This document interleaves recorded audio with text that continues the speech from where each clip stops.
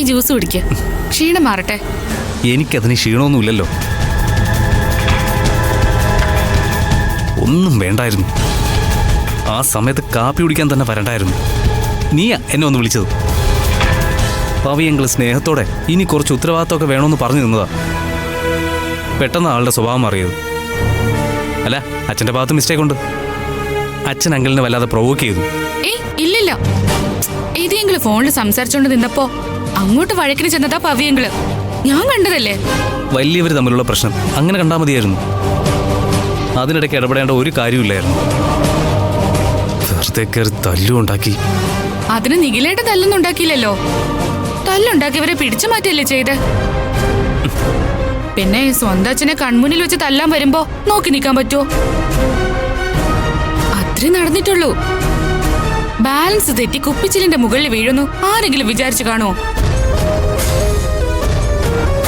അതുമല്ല, അത് താഴെയിട്ട് പൊട്ടിച്ചതാരാ? ഗിരിജാന്റെ അല്ലേ?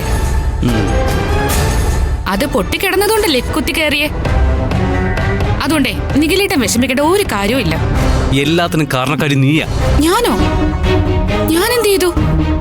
അതുകൊള്ളാം. ഇത്ര തിടുക്കപ്പെട്ട് കല്യാണം ആലോചിക്കേണ്ട ഒരു കാര്യമില്ലായിരുന്നു. അതും എന്റെ സമ്മതമില്ലാതെ. സമ്മതമില്ലാതെയോ? നിഖിലേട്ടൻ എന്താ അങ്ങനെ പറഞ്ഞ? എന്റെ മുഖത്ത് നോക്കി പറ, എന്നെ വിവാഹം കഴിക്കാൻ നിഖിലേട്ടന് ഇഷ്ടമല്ലേ? ഇഷ്ടമല്ലേ?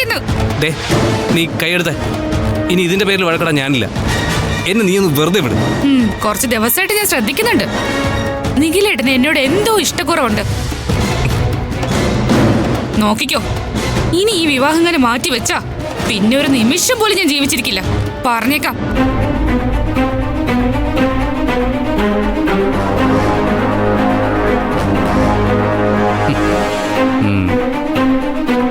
പേടിപ്പിക്കല്ലേ.